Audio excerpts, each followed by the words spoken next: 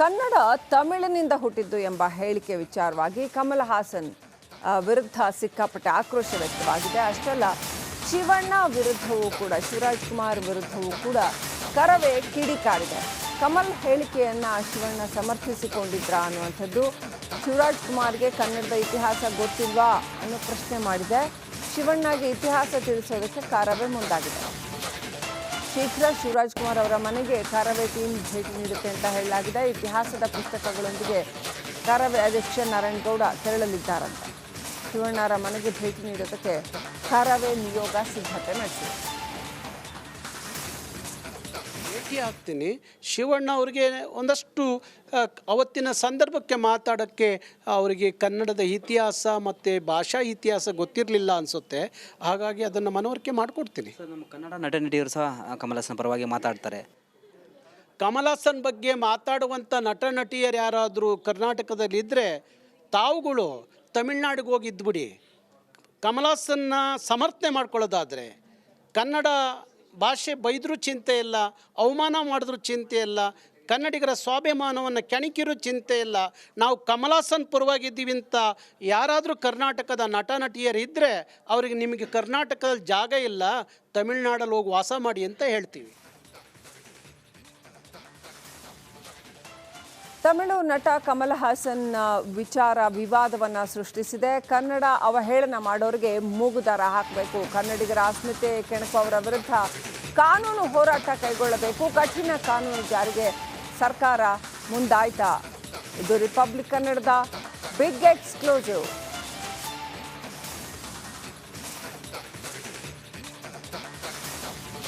ನಟ ಕಮಲ್ ಹಾಸನ್ ಅವರು ಮತ್ತೆ ಕನ್ನಡದ ಬಗ್ಗೆ ಹಗುರವಾಗಿ ಏನು ಮಾತಾಡಿದ್ರು, ಆ ವಿಚಾರವಾಗಿ ಯಾವುದೇ ಕಾರಣಕ್ಕೂ ನಾನು ಕ್ಷಮೆಯನ್ನು ಕೇಳೋದಿಲ್ಲ ಅಂತಕ್ಕಂಥ ತನ್ನ ಮೊಂಡುತನವನ್ನು ಮತ್ತೆ ಮುಂದುವರಿಸಿದ್ದಾರೆ. ಈ ಕುರಿತಂತೆ ಸರ್ಕಾರದ ನಿಲುವೇನು ನಾವು ಮಾತಾಡ್ಸೋಣ. ನಮ್ಮ ಜೊತೆಗೆ ಕನ್ನಡ ಮತ್ತು ಸಂಸ್ಕೃತಿ ಇಲಾಖೆ ಸಚಿವರಾದಂಥ ಶಿವರಾಜ್ ತಂಗಡಿ ಅವರು ಇದ್ದಾರೆ, ಅವರೇ ಮಾತಾಡ್ತಾನೆ.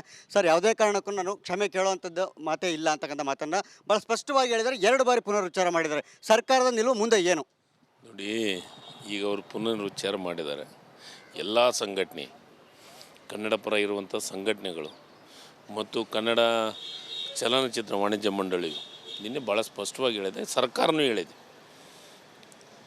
ಕ್ಷಮೆ ಕೇಳಲೇಬೇಕು ಅಂತ ಸರ್ಕಾರದ ಪರವಾಗಿ ನಾನು ಹೇಳಿದ್ದೀನಿ. ಮುಖ್ಯಮಂತ್ರಿಗಳು ಭಾಳ ಸ್ಪಷ್ಟವಾಗಿ, ನಮ್ಮ ರಾಜ್ಯದ ಮುಖ್ಯಮಂತ್ರಿಗಳು, ಕನ್ನಡ ವಿಚಾರ ಬಂದದ್ನಾಗ ನಮ್ಮ ಮುಖ್ಯಮಂತ್ರಿಗಳು ರಾಜಿ ಆಗೋಂಥ ಪ್ರಶ್ನೆ ಎಲ್ಲೂ ಬರೋಂಗಿಲ್ಲ, ನಾವು ರಾಜಿ ಅನ್ನೋ ಪ್ರಶ್ನೆ ಇರೋಂಗಿಲ್ಲ. ಈಗಾಗಲೇ ಭಾಳ ಸ್ಪಷ್ಟವಾಗಿ ಹೇಳಿದ್ವಿ, ಸ್ಪಷ್ಟವಾಗಿ ಅವರು ಹೇಳಿದ್ದಾರೆ. ಅವ್ರು ಕೇಳಾಗಲ್ಲ ಅಂದ್ರೆ ನಾವು ಬಿಡೋಂಗಿಲ್ಲ. ಮುಂದೆ ನಾವೇನು ಮಾಡಿದ್ದೀವಲ್ಲ, ಅಕಸ್ಮಾತ್ ಈಗಾಗಲೇ ವಾಣಿಜ್ಯ ಮಂಡಳಿಯವರು ಹೇಳ್ಯಾರ ಮತ್ತು ಕನ್ನಡ ಪರ ಸಂಘಟನೆಯವರು ಹೇಳಿದಾರೆ ಏನಂತ, ಅಕಸ್ಮಾತ್ ಸಿನಿಮಾ ಅವರು ಕ್ಷಮೆ ಕೇಳಿಲ್ಲ ಅಂತಂದ್ರೆ ನಾವು ಸಿನಿಮಾ ಬಿಡುಗಡೆ ಮಾಡೋದು ನಿಶ್ಚಿತವಾಗ್ಲೂ ಸರ್ಕಾರ ಅದಕ್ಕೆ ಬದ್ಧವಾಗಿರ್ತೈತಿ.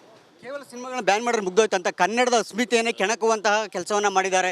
ಮತ್ತೊಬ್ಬರು ಬರ್ತಾರೆ, ಮತ್ತೊಬ್ಬರು ಬಂದು ಇದೇ ರೀತಿಯಾಗಿ ಹೇಳಿಕೆಗಳನ್ನು ಕೊಡ್ತಾರೆ. ಅದಕ್ಕೆ ಈ ಪರಭಾಷೆ ನಟರು ಬೇರೆ ನಮ್ಮ ಕನ್ನಡಿಗರಿಂದ ದುಡ್ಡು ಸಂಪಾದನೆ ಮಾಡ್ಕೊಂಡು ಹೋಗೋದು ಅಷ್ಟೇ ಅಲ್ಲ, ಕನ್ನಡದ ಬಗ್ಗೆ ಮಾತಾಡ್ಬೇಕಾತಂದ್ರೆ ಎಚ್ಚರಿಕೆಯಿಂದ ಮಾತಾಡಲಿ ಅನ್ನೋದಕ್ಕೇ ಇವನ್ನೆಲ್ಲವನ್ನು ಮಾಡ್ತಾ ಇರೋದು.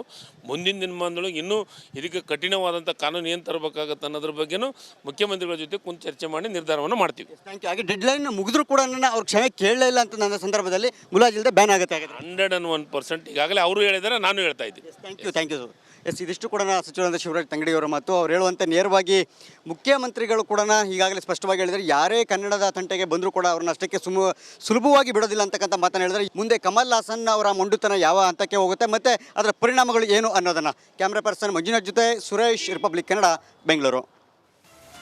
ಕನ್ನಡ ತಮಿಳಿನಿಂದ ಹುಟ್ಟಿದ್ದು ಎಂಬ ಹೇಳಿಕೆ ವಿಚಾರವಾಗಿ ಕಮಲ್ ಹಾಸನ್ ವಿರುದ್ಧ ಸಿಕ್ಕಾಪಟ್ಟೆ ಆಕ್ರೋಶ ವ್ಯಕ್ತವಾಗಿದೆ. ಅಷ್ಟಲ್ಲ, ಶಿವಣ್ಣ ವಿರುದ್ಧವೂ ಕೂಡ, ಶಿವರಾಜ್ ಕುಮಾರ್ ವಿರುದ್ಧವೂ ಕೂಡ ಕರವೇ ಕಿಡಿಕಾರಿದೆ.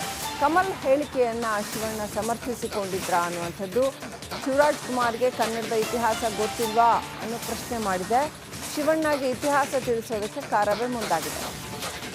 ಶೀಘ್ರ ಶಿವರಾಜ್ ಕುಮಾರ್ ಅವರ ಮನೆಗೆ ಕಾರವೇ ಟೀಮ್ ಭೇಟಿ ನೀಡುತ್ತೆ ಅಂತ ಹೇಳಲಾಗಿದೆ. ಇತಿಹಾಸದ ಪುಸ್ತಕಗಳೊಂದಿಗೆ ಕಾರವೇ ಅಧ್ಯಕ್ಷ ನಾರಾಯಣಗೌಡ ತೆರಳಲಿದ್ದಾರಂತೆ. ಶಿವಣ್ಣರ ಮನೆಗೆ ಭೇಟಿ ನೀಡೋದಕ್ಕೆ ಕಾರವೇ ನಿಯೋಗ ಸಿದ್ಧತೆ ನಡೆಸಿದೆ. ಭೇಟಿ ಆಗ್ತೀನಿ.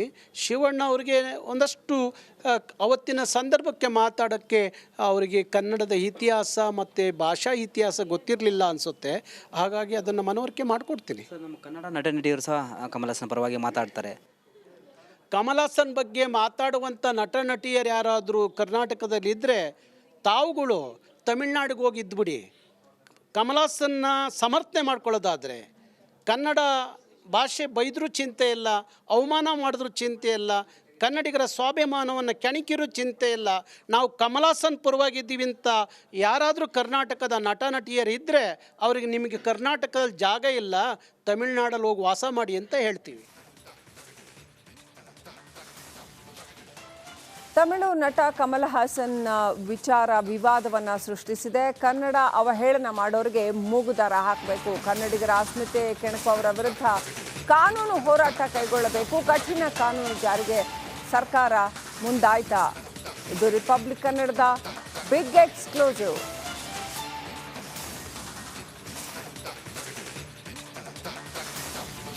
ನಟ ಕಮಲ್ ಹಾಸನ್ ಅವರು ಮತ್ತೆ ಕನ್ನಡದ ಬಗ್ಗೆ ಹಗುರವಾಗಿ ಏನು ಮಾತಾಡಿದ್ರು ಆ ವಿಚಾರವಾಗಿ ಯಾವುದೇ ಕಾರಣಕ್ಕೂ ನಾನು ಕ್ಷಮೆಯನ್ನು ಕೇಳೋದಿಲ್ಲ ಅಂತಕ್ಕಂಥದ್ದು ತನ್ನ ಮೊಂಡುತನವನ್ನು ಮತ್ತೆ ಮುಂದುವರಿಸಿದ್ದಾರೆ.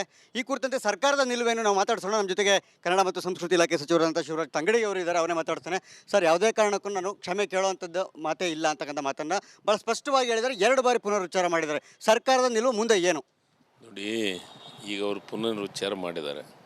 ಎಲ್ಲ ಸಂಘಟನೆ, ಕನ್ನಡ ಪರ ಇರುವಂಥ ಸಂಘಟನೆಗಳು ಮತ್ತು ಕನ್ನಡ ಚಲನಚಿತ್ರ ವಾಣಿಜ್ಯ ಮಂಡಳಿ ನಿನ್ನೆ ಭಾಳ ಸ್ಪಷ್ಟವಾಗಿ ಹೇಳಿದೆ, ಸರ್ಕಾರನೂ ಹೇಳಿದೆ, ಕ್ಷಮೆ ಕೇಳಲೇಬೇಕು ಅಂತ ಸರ್ಕಾರದ ಪರವಾಗಿ ನಾನು ಹೇಳಿದ್ದೀನಿ. ಮುಖ್ಯಮಂತ್ರಿಗಳು ಭಾಳ ಸ್ಪಷ್ಟವಾಗಿ, ನಮ್ಮ ರಾಜ್ಯದ ಮುಖ್ಯಮಂತ್ರಿಗಳು, ಕನ್ನಡ ವಿಚಾರ ಬಂದದ್ನಾಗ ನಮ್ಮ ಮುಖ್ಯಮಂತ್ರಿಗಳು ರಾಜಿ ಆಗಂಥ ಪ್ರಶ್ನೆ ಎಲ್ಲೂ ಬರೋಂಗಿಲ್ಲ, ನಾವು ರಾಜಿಯನ್ನು ಪ್ರಶ್ನೆ ಏನಾಗಲ್ಲ. ಈಗಾಗಲೇ ಭಾಳ ಸ್ಪಷ್ಟವಾಗಿ ಹೇಳಿದ್ವಿ, ಸ್ಪಷ್ಟವಾಗಿ ಅವರು ಹೇಳಿದ್ದಾರೆ. ಅವ್ರು ಕೇಳಾಗಲ್ಲ ಅಂದ್ರೆ ನಾವು ಬಿಡೋಂಗಲ್ಲ. ಮುಂದೆ ನಾವೇನು ಮಾಡಿದ್ದೀವಲ್ಲ, ಅಕಸ್ಮಾತ್ ಈಗಾಗಲೇ ವಾಣಿಜ್ಯ ಮಂಡಳಿಯವರು ಹೇಳ್ಯಾರ ಮತ್ತು ಕನ್ನಡ ಪರ ಸಂಘಟನೆಯವರು ಹೇಳಿದಾರೆ ಏನಂತ, ಅಕಸ್ಮಾತ್ ಸಿನಿಮಾ ಅವರು ಕ್ಷಮೆ ಕೇಳಿಲ್ಲ ಅಂತಂದ್ರೆ ನಾವು ಸಿನಿಮಾ ಬಿಡುಗಡೆ ಮಾಡೋದು ನಿಶ್ಚಿತವಾಗ್ಲೂ ಸರ್ಕಾರ ಅದಕ್ಕೆ ಬದ್ಧವಾಗಿ ಇರ್ತೈತಿ. ಕೇವಲ ಸಿನಿಮಾಗಳನ್ನ ಬ್ಯಾನ್ ಮಾಡಿದ್ರೆ ಮುಗ್ದೋಯ್ತು ಅಂತ ಕನ್ನಡದ ಅಸ್ಮಿತೆಯನ್ನೇ ಕೆಣಕುವಂತಹ ಕೆಲಸವನ್ನ ಮಾಡಿದ್ದಾರೆ. ಮತ್ತೊಬ್ಬರು ಬರ್ತಾರೆ, ಮತ್ತೊಬ್ಬರು ಬಂದು ಇದೇ ರೀತಿಯಾಗಿ ಹೇಳಿಕೆಗಳನ್ನು ಕೊಡ್ತಾರೆ. ಅದಕ್ಕೆ ಈ ಪರಭಾಷೆ ನಟರು ಬೇರೆ ನಮ್ಮ ಕನ್ನಡಿಗರಿಂದ ದುಡ್ಡು ಸಂಪಾದನೆ ಮಾಡ್ಕೊಂಡು ಹೋಗೋದು ಅಷ್ಟೇ ಅಲ್ಲ, ಕನ್ನಡದ ಬಗ್ಗೆ ಮಾತಾಡ್ಬೇಕಾತಂದ್ರೆ ಎಚ್ಚರಿಕೆಯಿಂದ ಮಾತಾಡಲಿ ಅನ್ನೋದಕ್ಕೆ ಇವನ್ನೆಲ್ಲವನ್ನು ಮಾಡ್ತಾ ಇರೋದು. ಮುಂದಿನ ದಿನಮಾನದೊಳಗೆ ಇನ್ನೂ ಇದಕ್ಕೆ ಕಠಿಣವಾದಂಥ ಕಾನೂನು ಏನು ತರಬೇಕಾಗತ್ತೆ ಅನ್ನೋದ್ರ ಬಗ್ಗೆನೂ ಮುಖ್ಯಮಂತ್ರಿಗಳ ಜೊತೆ ಕುಂತು ಚರ್ಚೆ ಮಾಡಿ ನಿರ್ಧಾರವನ್ನು ಮಾಡ್ತೀವಿ. Thank you. ಹಾಗೆ ಡೆಡ್ಲೈನ್ ಮುಗಿದ್ರೂ ಕೂಡ ಅವ್ರು ಕ್ಷಮೆ ಕೇಳಲೇ ಇಲ್ಲ ಅಂತ ನನ್ನ ಸಂದರ್ಭದಲ್ಲಿ ಮುಲಾಜಿಲ್ಲದೆ ಬ್ಯಾನ್ ಆಗುತ್ತೆ. 101% ಈಗಾಗಲೇ ಅವರು ಹೇಳಿದ್ದಾರೆ, ನಾನು ಹೇಳ್ತಾ ಇದ್ದೀನಿ. Thank you. ಎಸ್, ಇದಿಷ್ಟು ಕೂಡ ಸಚಿವರಾದ ಶಿವರಾಜ್ ತಂಗಡಿಯವರ ಮಾತು. ಅವ್ರು ಹೇಳುವಂತೆ ನೇರವಾಗಿ ಮುಖ್ಯಮಂತ್ರಿಗಳು ಕೂಡ ಈಗಾಗಲೇ ಸ್ಪಷ್ಟವಾಗಿ ಹೇಳಿದ್ದಾರೆ, ಯಾರೇ ಕನ್ನಡದ ತಂಟೆಗೆ ಬಂದರೂ ಕೂಡ ಅವ್ರನ್ನ ಅಷ್ಟಕ್ಕೆ ಸುಲಭವಾಗಿ ಬಿಡೋದಿಲ್ಲ ಅಂತಕ್ಕಂಥ ಮಾತನ್ನು ಹೇಳಿದ್ದಾರೆ. ಮುಂದೆ ಕಮಲ್ ಹಾಸನ್ ಅವರ ಮೊಂಡುತನ ಯಾವ ಹಂತಕ್ಕೆ ಹೋಗುತ್ತೆ, ಮತ್ತೆ ಕನ್ನಡ ತಮಿಳಿನಿಂದ ಹುಟ್ಟಿದ್ದು ಎಂಬ ಹೇಳಿಕೆ ವಿಚಾರವಾಗಿ ಕಮಲ್ ಹಾಸನ್ ವಿರುದ್ಧ ಸಿಕ್ಕಾಪಟ್ಟೆ ಆಕ್ರೋಶ ವ್ಯಕ್ತವಾಗಿದೆ. ಅಷ್ಟಲ್ಲ, ಶಿವಣ್ಣ ವಿರುದ್ಧವೂ ಕೂಡ, ಶಿವರಾಜ್ ಕುಮಾರ್ ವಿರುದ್ಧವೂ ಕೂಡ ಕರವೇ ಕಿಡಿಕಾರಿದೆ. ಕಮಲ್ ಹೇಳಿಕೆಯನ್ನು ಶಿವಣ್ಣ ಸಮರ್ಥಿಸಿಕೊಂಡಿದ್ರಾ ಅನ್ನುವಂಥದ್ದು. ಶಿವರಾಜ್ ಕುಮಾರ್ಗೆ ಕನ್ನಡದ ಇತಿಹಾಸ ಗೊತ್ತಿಲ್ವಾ ಅನ್ನೋ ಪ್ರಶ್ನೆ ಮಾಡಿದೆ.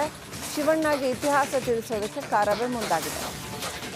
ಶೀಘ್ರ ಶಿವರಾಜ್ ಕುಮಾರ್ ಅವರ ಮನೆಗೆ ಕಾರವೇ ಟೀಮ್ ಭೇಟಿ ನೀಡುತ್ತೆ ಅಂತ ಹೇಳಲಾಗಿದೆ. ಇತಿಹಾಸದ ಪುಸ್ತಕಗಳೊಂದಿಗೆ ಕಾರವೇ ಅಧ್ಯಕ್ಷ ನಾರಾಯಣಗೌಡ ತೆರಳಲಿದ್ದಾರಂತೆ. ಶಿವಣ್ಣರ ಮನೆಗೆ ಭೇಟಿ ನೀಡೋದಕ್ಕೆ ಕಾರವೇ ನಿಯೋಗ ಸಿದ್ಧತೆ ನಡೆಸಿದೆ. ಭೇಟಿ ಆಗ್ತೀನಿ. ಶಿವಣ್ಣ ಅವರಿಗೆ ಒಂದಷ್ಟು ಅವತ್ತಿನ ಸಂದರ್ಭಕ್ಕೆ ಮಾತಾಡೋಕ್ಕೆ ಅವರಿಗೆ ಕನ್ನಡದ ಇತಿಹಾಸ ಮತ್ತು ಭಾಷಾ ಇತಿಹಾಸ ಗೊತ್ತಿರಲಿಲ್ಲ ಅನಿಸುತ್ತೆ. ಹಾಗಾಗಿ ಅದನ್ನು ಮನವರಿಕೆ ಮಾಡಿಕೊಡ್ತೀನಿ. ಸರ್, ನಮ್ಮ ಕನ್ನಡ ನಟ ನಟಿಯರು ಸಹ ಕಮಲ್ ಹಾಸನ್ ಪರವಾಗಿ ಮಾತಾಡ್ತಾರೆ. ಕಮಲ್ ಹಾಸನ್ ಬಗ್ಗೆ ಮಾತಾಡುವಂಥ ನಟ ನಟಿಯರು ಯಾರಾದರೂ ಕರ್ನಾಟಕದಲ್ಲಿದ್ದರೆ ತಾವುಗಳು ತಮಿಳ್ನಾಡಿಗೆ ಹೋಗಿ ಇದ್ಬಿಡಿ. ಕಮಲ್ ಹಾಸನ್ನ ಸಮರ್ಥನೆ ಮಾಡ್ಕೊಳ್ಳೋದಾದರೆ ಕನ್ನಡ ಭಾಷೆ ಬೈದರೂ ಚಿಂತೆ ಇಲ್ಲ, ಅವಮಾನ ಮಾಡಿದ್ರೂ ಚಿಂತೆ ಇಲ್ಲ, ಕನ್ನಡಿಗರ ಸ್ವಾಭಿಮಾನವನ್ನು ಕೆಣಕಿರೂ ಚಿಂತೆ ಇಲ್ಲ. ನಾವು ಕಮಲ್ ಹಾಸನ್ ಪರವಾಗಿದ್ದೀವಿ ಅಂತ ಯಾರಾದರೂ ಕರ್ನಾಟಕದ ನಟ ನಟಿಯರು ಇದ್ದರೆ ಅವ್ರಿಗೆ ನಿಮಗೆ ಕರ್ನಾಟಕದಲ್ಲಿ ಜಾಗ ಇಲ್ಲ, ತಮಿಳ್ನಾಡಲ್ಲಿ ಹೋಗಿ ವಾಸ ಮಾಡಿ ಅಂತ ಹೇಳ್ತೀವಿ. ತಮಿಳು ನಟ ಕಮಲ್ ಹಾಸನ್ ವಿಚಾರ ವಿವಾದವನ್ನು ಸೃಷ್ಟಿಸಿದೆ. ಕನ್ನಡ ಅವಹೇಳನ ಮಾಡೋರಿಗೆ ಮೂಗುದಾರ ಹಾಕಬೇಕು, ಕನ್ನಡಿಗರ ಅಸ್ಮಿತೆ ಕೆಣಕುವವರ ವಿರುದ್ಧ ಕಾನೂನು ಹೋರಾಟ ಕೈಗೊಳ್ಳಬೇಕು, ಕಠಿಣ ಕಾನೂನು ಜಾರಿಗೆ ಸರ್ಕಾರ ಮುಂದಾಯ್ತಾ?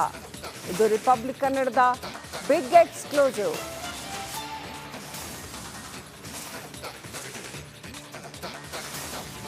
ನಟ ಕಮಲ್ ಹಾಸನ್ ಅವರು ಮತ್ತೆ